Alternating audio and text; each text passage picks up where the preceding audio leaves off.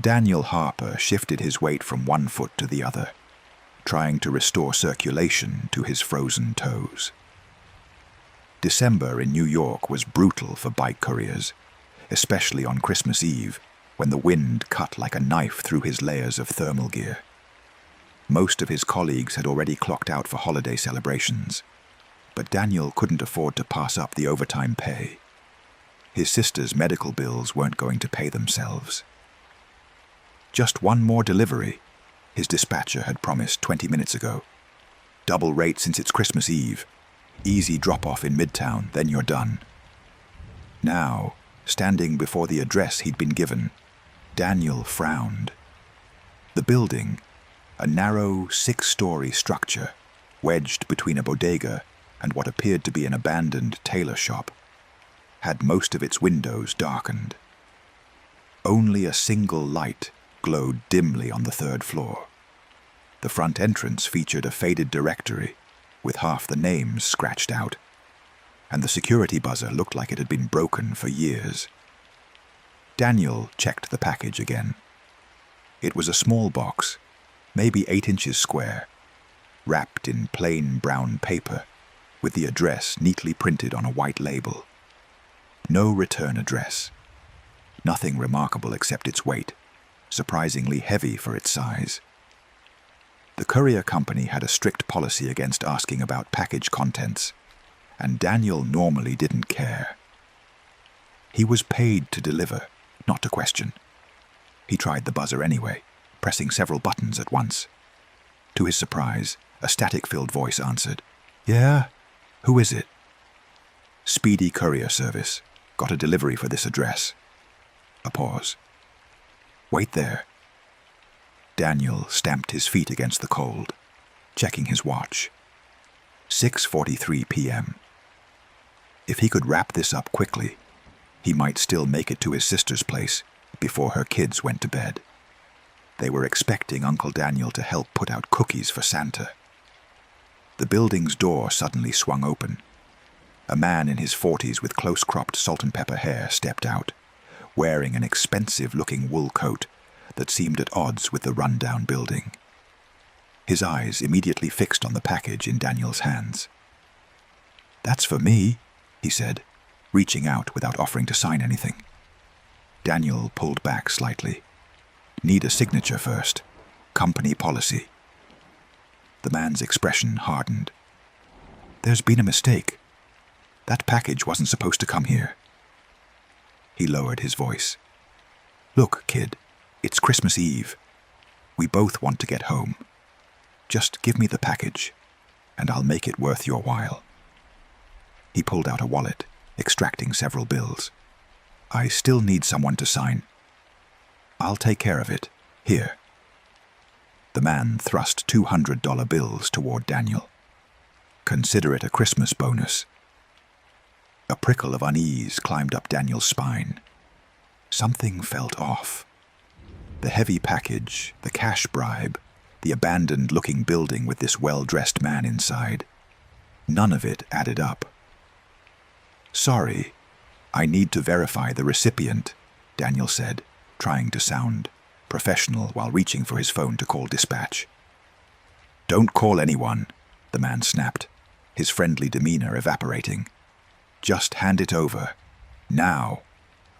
Before Daniel could respond, footsteps approached rapidly from behind. He turned to see another man hurrying toward them, this one younger, wearing a leather jacket and a woolen cap pulled low. "There you are," the newcomer called out to Daniel. "I've been waiting for that delivery." He shot a hostile glance at the first man. "Thomas, what a surprise." "Mitchell," the first man replied coldly. "This doesn't concern you." "Actually, it does," Mitchell countered, turning to Daniel. "That package is mine. I can show ID to prove it." He pulled out a wallet. Thomas stepped closer. "The courier company made a mistake with the address. The package is registered to me."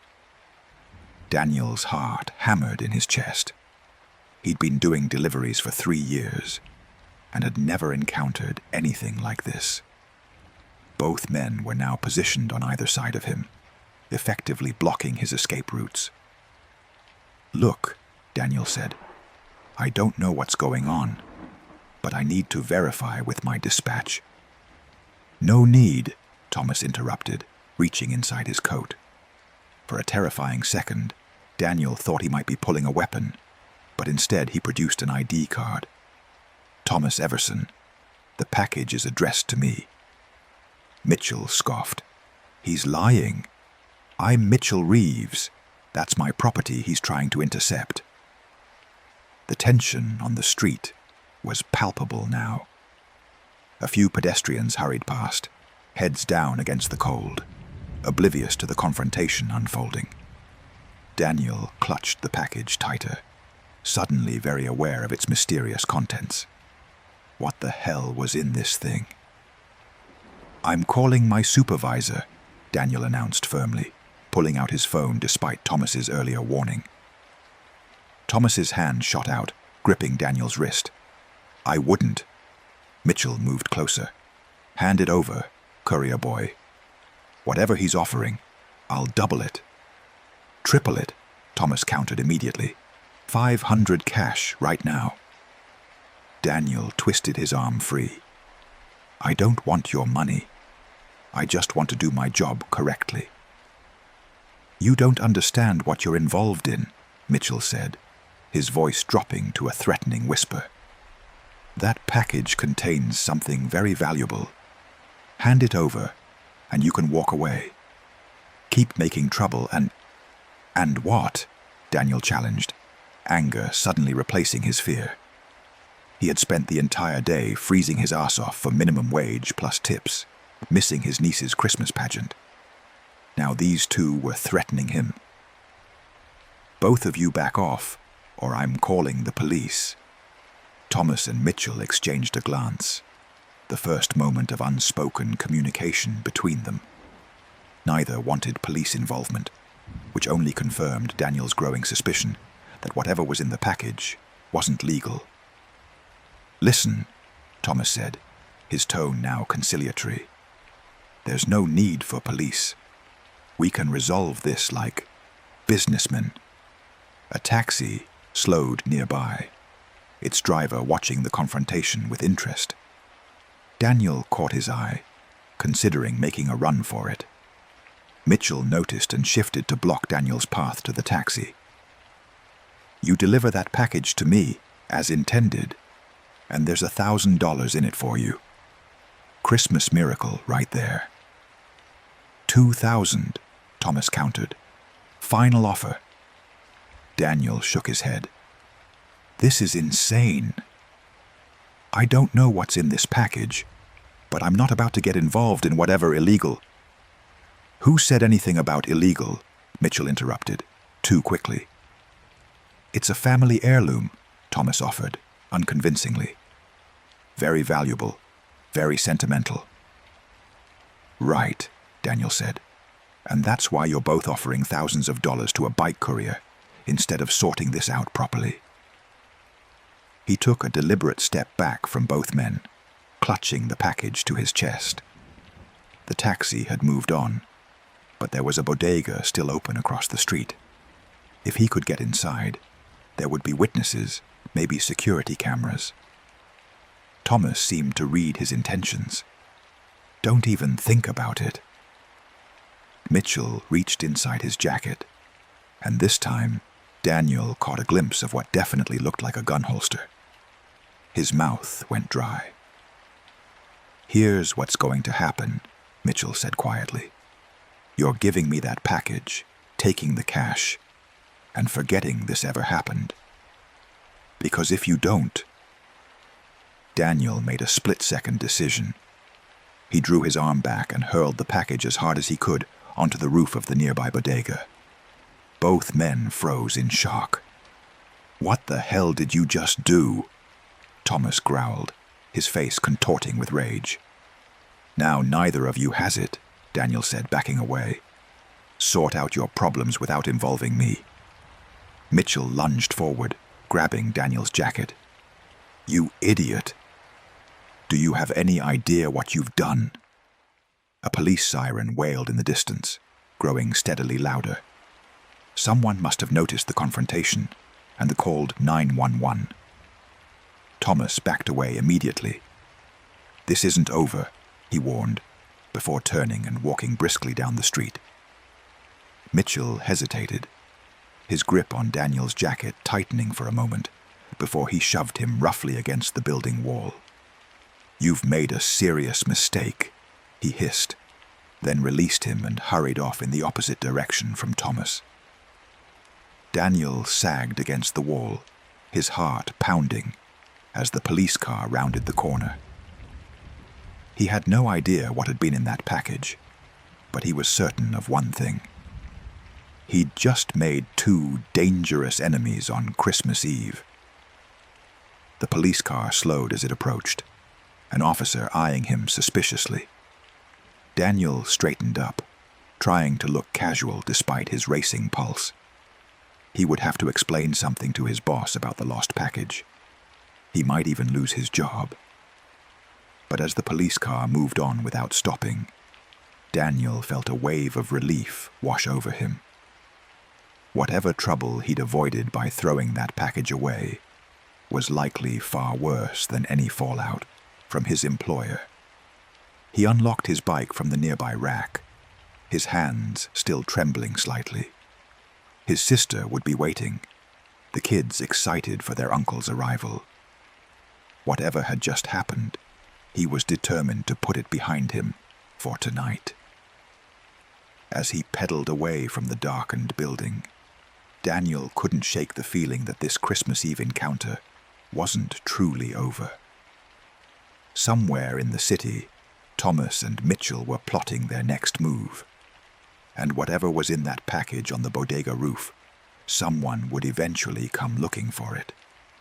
For now, though, he headed home through the cold New York night, leaving the mystery package behind. A decision that would have consequences he couldn't yet imagine.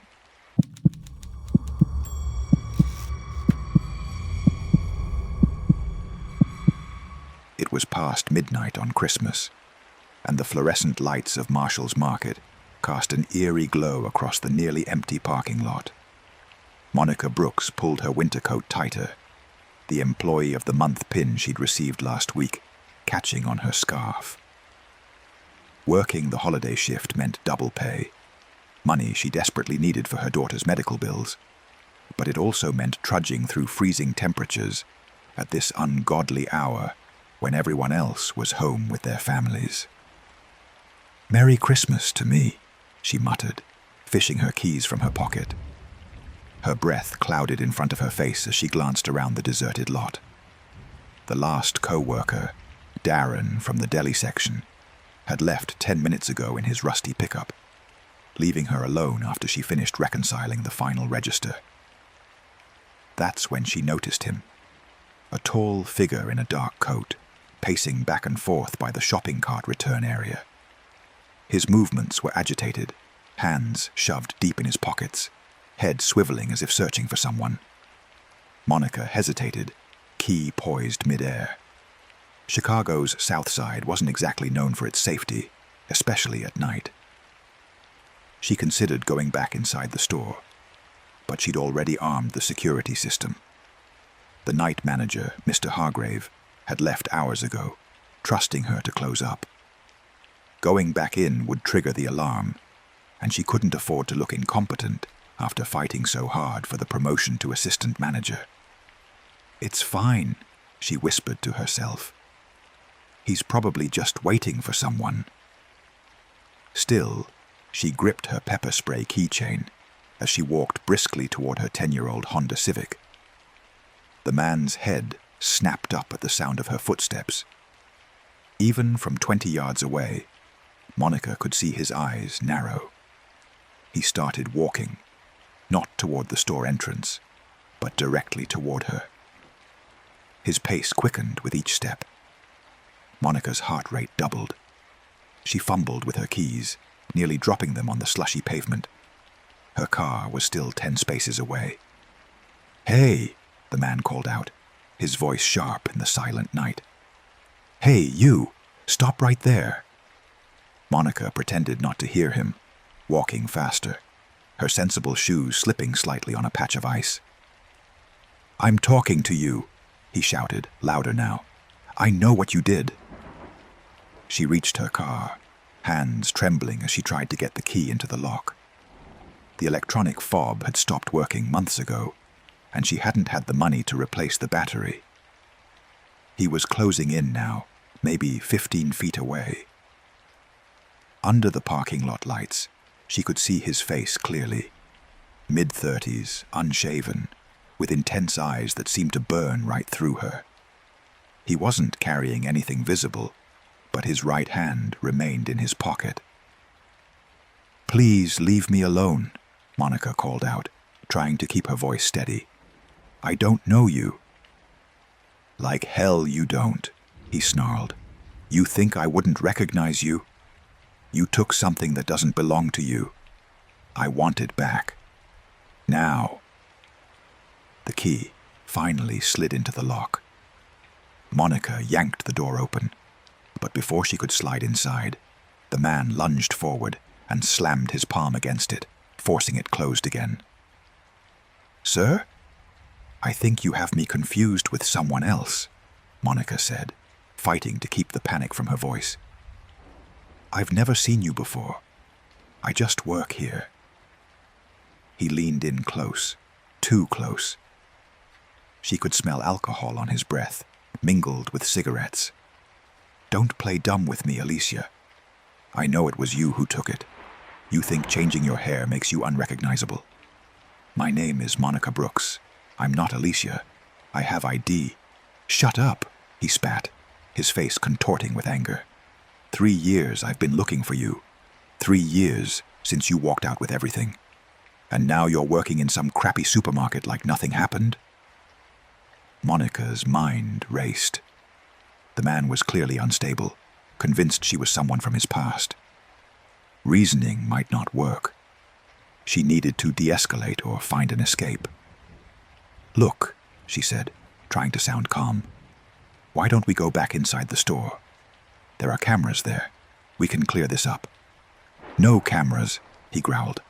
"No witnesses. Just give me back my grandmother's ring.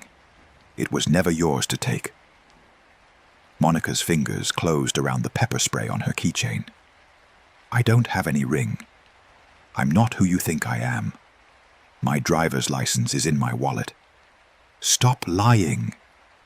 His hand shot out, grabbing her wrist hard enough to make her gasp. "Empty your pockets. Empty your purse. Now." The parking lot remained deserted. No cars passing on the street beyond. The nearest houses were blocks away. Monica realized with chilling certainty that screaming might not bring help in time. Okay, she said, trying to buy time. "Let me get my purse. It's in the car." He loosened his grip slightly, allowing her to turn toward the car door again. As she pulled it open, Monica took a deep breath and made a split-second decision. Instead of reaching for her purse, she dove across the driver's seat, simultaneously hitting the lock button. The man realized what was happening a moment too late. He lunged for the closing door, but it slammed shut, the lock clicking into place just as his fingers reached the handle. "You bitch!" He pounded on the window with both fists. "Open this door right now, Alicia." Monica's hands shook violently as she jammed the key into the ignition. The engine sputtered once, twice, then died. No, she whispered, trying again. Outside, the man was circling to the passenger side, checking if any doors were unlocked. Finding them secure, he returned to the driver's side, his face twisted in rage. "I'll break this window if I have to," he threatened, searching the ground for something to use. Monica turned the key again, pumping the gas pedal desperately. This time, the engine caught. She threw the car into reverse just as the man picked up a sizable chunk of ice from a nearby snowbank. He hurled it at her windshield. The ice struck with a dull thud, but didn't break the glass. Monica stomped on the accelerator, the tires spinning briefly before catching. The car lurched backward. The man ran alongside, still shouting, "I'll find you again, Alicia. You can't hide from me." Monica swung the car around and shifted into drive.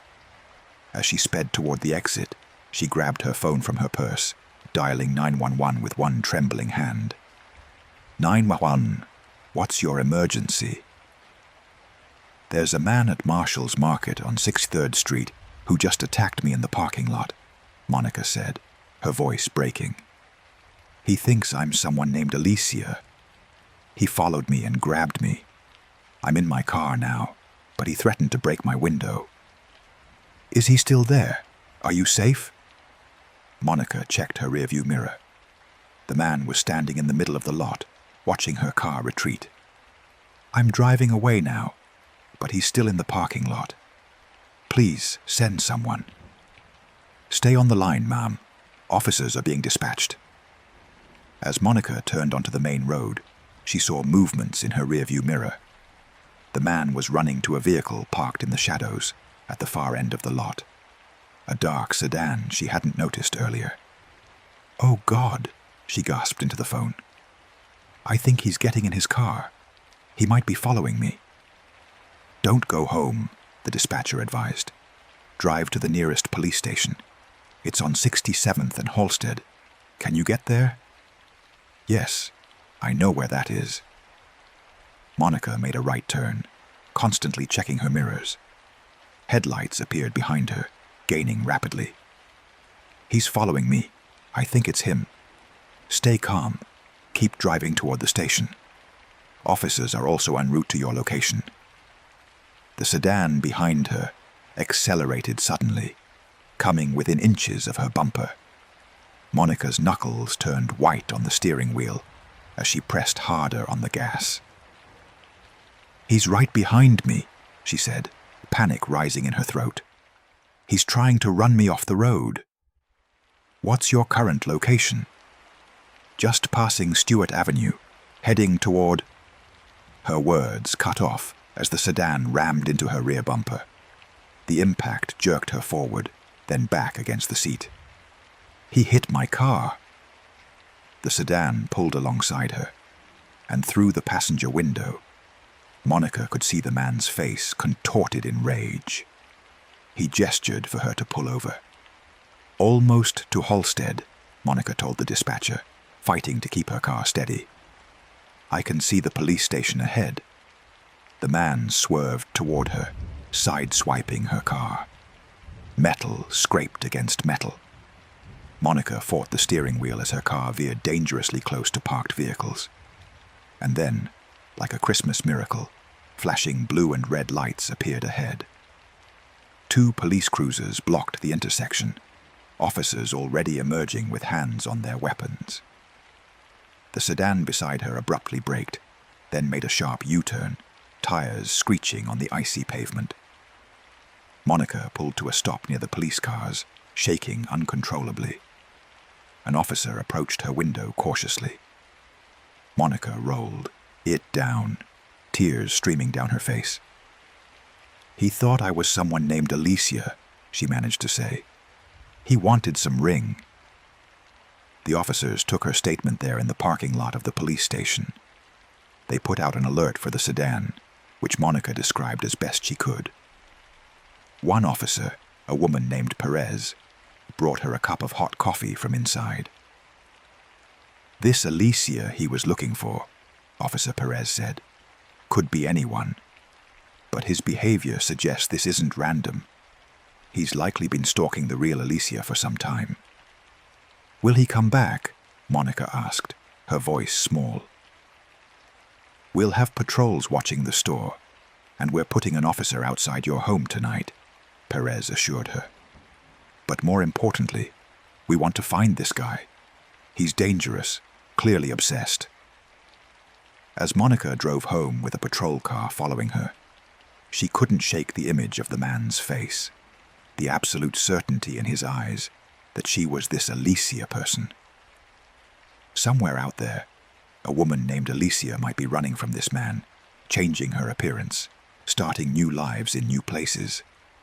And somewhere out there, the man was still searching, his obsession undiminished by time or reason. When she finally reached home, kissed her sleeping daughter's forehead, and collapsed into bed, Monica stared at the ceiling for a long time. The Christmas lights from her neighbor's house cast colored shadows across her bedroom wall. She wondered if she could ever feel safe working the late shift again. 3 days later, the police called. They'd apprehended a suspect matching her description, attempting to confront another dark-haired woman outside a different grocery store 15 miles away. The man was wanted in connection with a domestic violence case in Indiana. His ex-girlfriend, Alicia, had disappeared 3 years earlier after filing multiple restraining orders against him. The real Alicia was still missing, but because Monica had escaped and reported him, perhaps other women who might have been mistaken for Alicia would be safe. It was cold comfort on that Christmas night, but it was something. Monica never worked another late shift at Marshall's Market. Some risks, she decided, weren't worth taking, no matter how good the pay.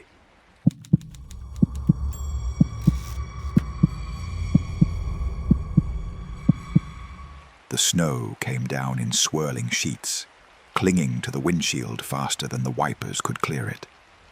Ethan Morales cranked the defroster higher and leaned forward, squinting through the glass.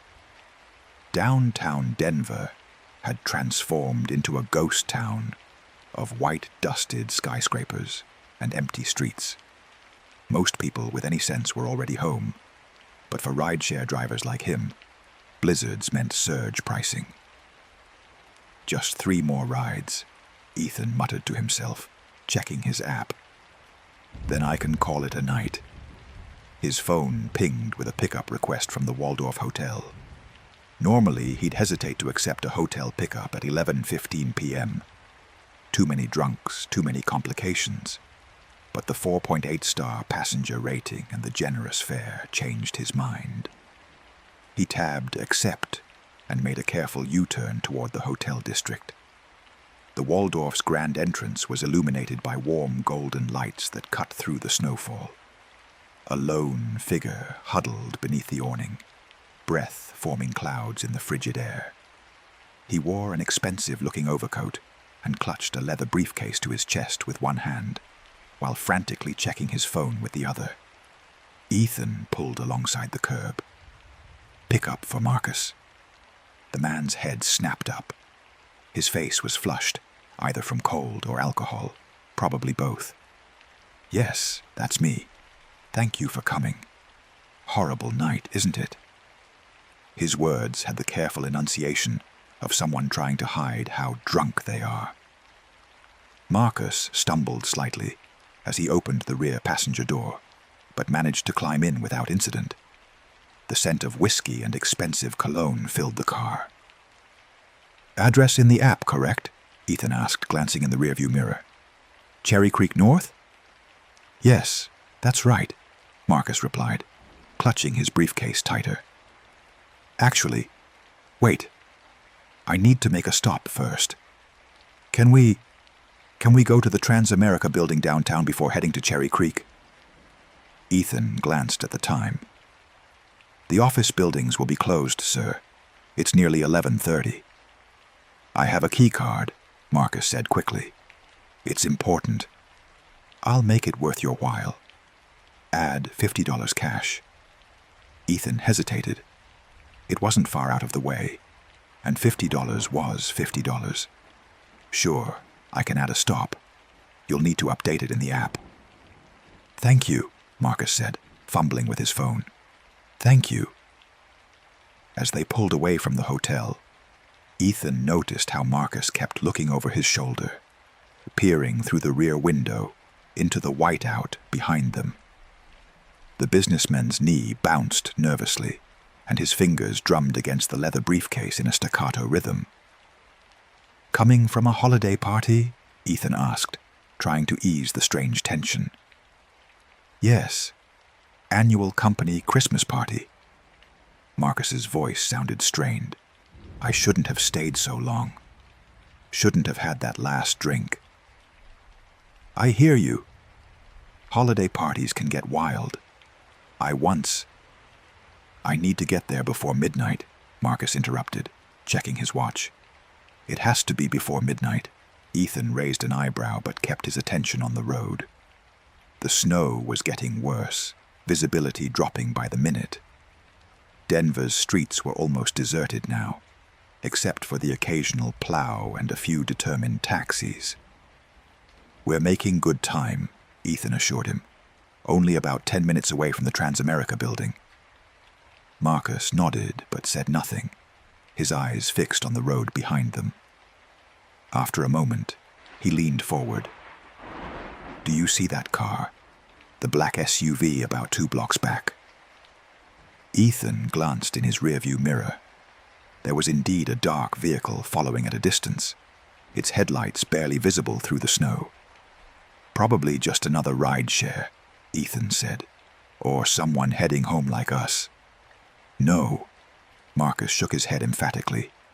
They've been behind us since we left the Waldorf. Same distance, same speed.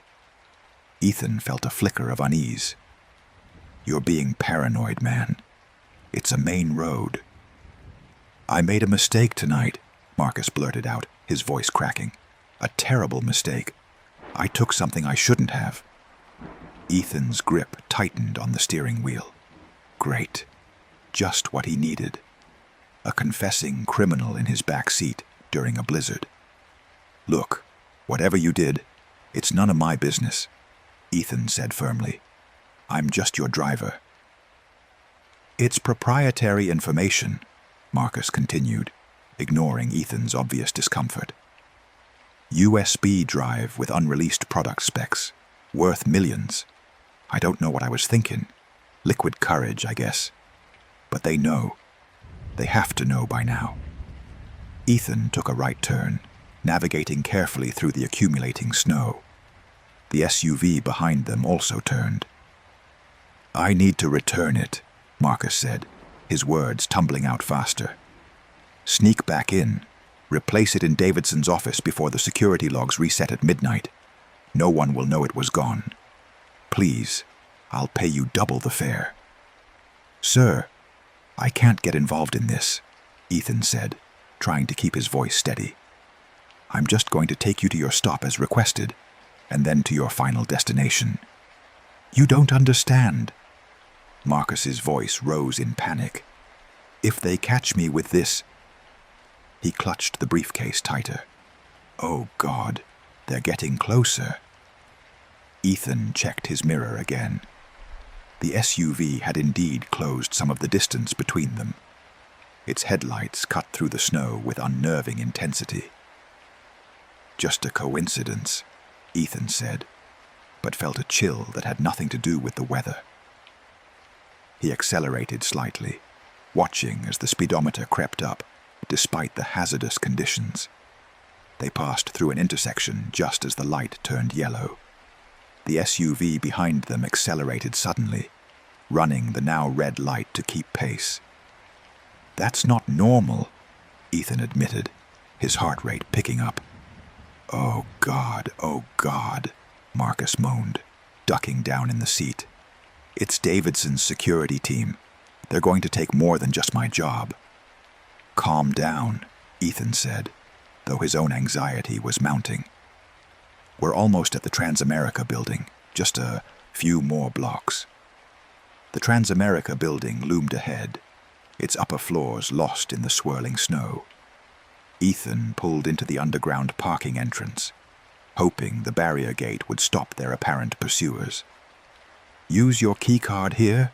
Ethan asked, stopping at the gate terminal.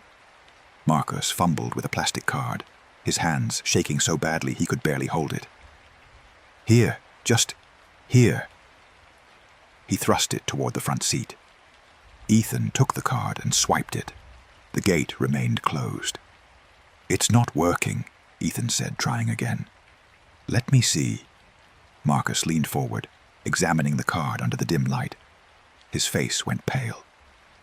"This isn't my access card. It's my hotel key. My access card must still be at the party, or—" The harsh glare of headlights flooded the car as the SUV pulled in behind them, blocking their exit from the garage entrance. "We're trapped," Marcus whispered. Ethan's mind raced. They were boxed in at the garage entrance with no way forward through the gate and no way back past the SUV. His instincts screamed danger. "What exactly did you take?" Ethan demanded, turning to face his passenger. "And who are these people?" Marcus was trembling now. His earlier drunken confidence evaporated. "It's more than just product specs. There's financial information too. Proof of—" He swallowed hard. "Proof of certain irregularities. I was going to leverage it for a promotion, but then I got drunk and—" The SUV's doors opened, and two men stepped out. They wore dark overcoats and moved with deliberate purpose toward Ethan's car. "Please help me," Marcus begged, eyes wide with terror. "I can pay you, whatever you want." Ethan made a split-second decision. He shifted the car into reverse and slammed on the gas, aiming for the narrow gap between the SUV and the garage wall. The men shouted and jumped aside as Ethan's car scraped past the SUV with a sickening crunch of metal on metal. "What are you doing?" Marcus screamed as they burst back onto the snowy street. "Getting us out of here," Ethan growled, spinning the wheel hard to the right. The car fishtailed on the slick surface, but he managed to straighten it out and accelerate down the empty street. A quick glance in the mirror confirmed his fear. The SUV was already turning to follow them. "Call the police," Ethan ordered, tossing his phone to Marcus. "Now." "I can't involve the police," Marcus protested. "The information I took, it would ruin me too." "Those men weren't coming to give us a warning," Ethan said through gritted teeth. "Call the police, or get out of my car right now." Marcus stared at the phone, conflict written across his face. Behind them, the SUV was gaining ground, its powerful engine better suited to the snowy conditions than Ethan's sedan. "Fine," Marcus said, dialing 911 with shaking fingers. As Marcus stammered out an explanation to the dispatcher, Ethan focused on driving. The blizzard was working both for and against them. Visibility was terrible for everyone. But the unplowed streets made it nearly impossible to gain significant distance from their pursuers. "Police are sending a unit," Marcus reported, ending the call.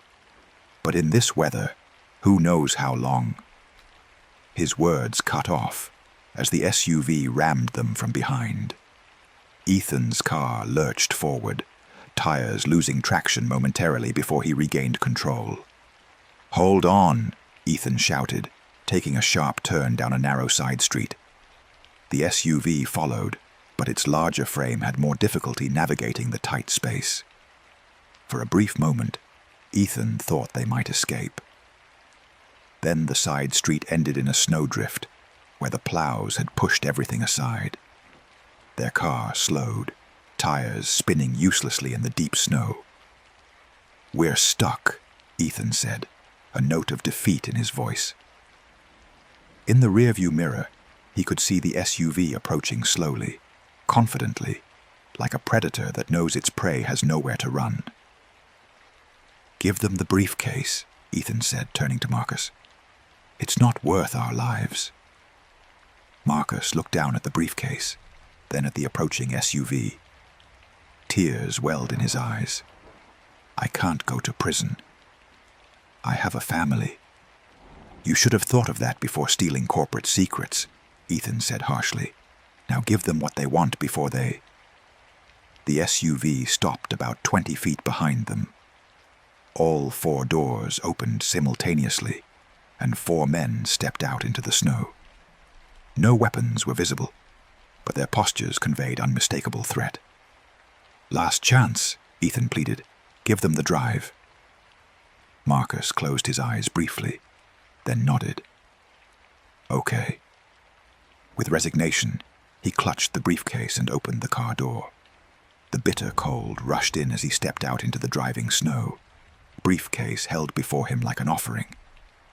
One of the men approached, hand extended. For a moment, it seemed like the exchange would happen peacefully. Then distant sirens wailed, cutting through the muffled silence of the snowfall. Everything happened at once. Marcus panicked, clutching the briefcase to his chest and backing away. The man lunged forward. Ethan, watching in horror through the rear window, saw Marcus slip on the icy ground and fall backward. The briefcase burst open, sending papers and a small USB drive scattering across the snow. Suddenly, flashing blue and red lights illuminated the scene as a police cruiser somehow managed to navigate the narrow street, coming to a stop behind the SUV. What followed was a blur of shouted commands, of officers with drawn weapons, of Marcus and the 4 men being ordered to lie face down in the snow, while Ethan explained everything from the safety of his car. Later, at the police station, the full story emerged. The men weren't Davidson's security team at all, but corporate spies from a rival company. They had been at the holiday party too, watching as the drunk Marcus stupidly pocketed the USB drive from his boss's office. The proprietary information turned out to be exactly what Marcus had suspected, evidence of financial fraud within the company, which made it valuable to competitors and law enforcement alike. As dawn broke over a snow-covered Denver, Ethan finally headed home, his car dented but drivable. His rideshare rating would take a hit from the incomplete ride, but he was alive. In his pocket was Detective Rivera's card, with a request to testify if needed. He thought about Marcus sobering up in a holding cell, facing charges of corporate theft, even as his stolen evidence triggered a larger investigation into his employer. He thought about how a simple ride on a snowy night had turned into a nightmare. Ethan pulled into his apartment complex, just as the plows were beginning their morning routes. He sat in his car for a long moment, watching the sunrise paint the snow-covered city in hues of pink and gold. Tomorrow, he decided, he would look for a different line of work,